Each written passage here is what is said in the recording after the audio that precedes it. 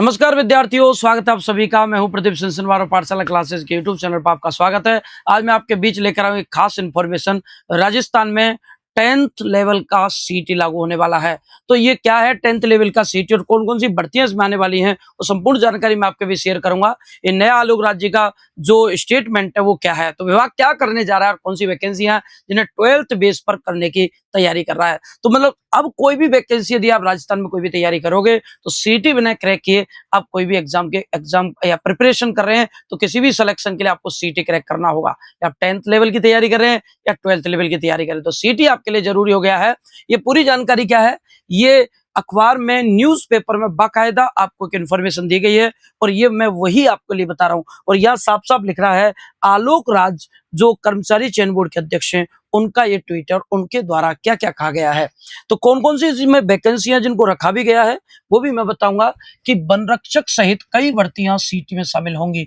राजस्थान में 10वीं पास अभ्यर्थियों के लिए भी अब सीटी जरूरी है। मतलब 10th लेवल का आप इस स्टैंडर्ड की 4th स्टैंडर्ड की यदि आप तैयारी कर रहे हैं, छोटे एग्जामों की तैयारी कर रहे हैं, तो भी आपको 12th बेस पर सीटी देना होगा। मतलब राजस्थान की कोई भी वैकेंसी के लिए आप तैयारी के लिए सीटी अनिवार्य है।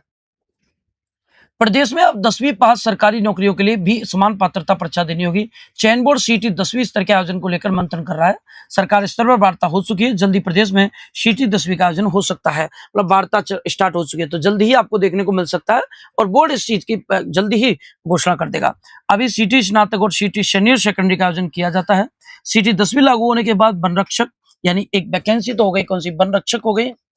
कौन कौन सी वैकेंसी, तो वन रक्षक हो गई भाई एक वैकेंसी। वन रक्षक के साथ साथ इन्होंने बताया लैब अटेंडेंट, ये हो गई लैब अटेंडेंट हो गई, लैब अटेंडेंट नाम की वैकेंसी हो गई, लैब अटेंडेंट। इसके अलावा सिपाही आबकारी, आबकारी सिपाही हो गई, आबकारी सिपाही, आबकारी सिपाही हो गई। ये कुछ वैकेंसी है जिसके अंतर्गत इन्हें कराने की पूरी संभावना है।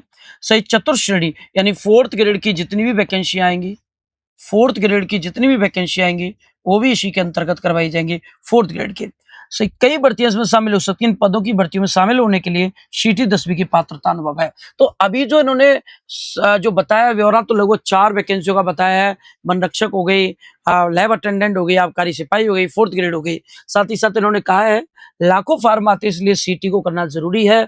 10वीं पास योग्यता वाली भर्तियों में लाखों आवेदन आते हैं। लैब अटेंडेंट में 52 पदों पर 2 लाख, चतुर्थ श्रेणी में 24 लाख आवेदन आए थे, तो सबसे ज्यादा आवेदन आए थे। और ऐसे में 2 स्तर पर परीक्षा की तैयारी, पहले चरण में सीटी के से छटनी के बाद दूसरे चरण में भीड़ घटेगी। हरियाणा समेत कई राज्यों में जो सीटी सेकेंडरी हो रही है।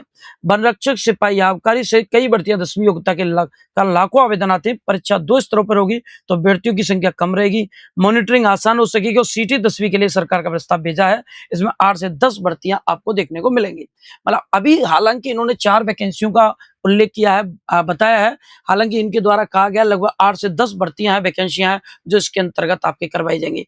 तो ये साफ साफ मंशा तैयार हो चुकी है, मंशा बन चुकी है कि 10th लेवल की जितने भी 10th स्टैंडर्ड की जो वैकेंसियां हैं सारी की सारी सीटी के अंतर्गत आएंगी, जिन विद्यार्थियों को भी सीटी देना होगा। तो तैयार हो जाएं, यानी आपको सीटी की तैयारी करनी है। और इन वैकेंसियों में यदि आप बैठने की तैयारी कर रहे हैं, सिलेक्शन का सपना देख रहे हैं, तो तैयार हो जाएं, आपको ये सीटी भी देनी होगी। तो विद्यार्थियों, आप कितने लोग हैं जो इस सीटी के लिए तैयार हैं और कितने लोग हैं, क्या ये सही है सीटी या नहीं है, इसकी कमेंट बॉक्स में आपको कमेंट करके जरूर बताना है।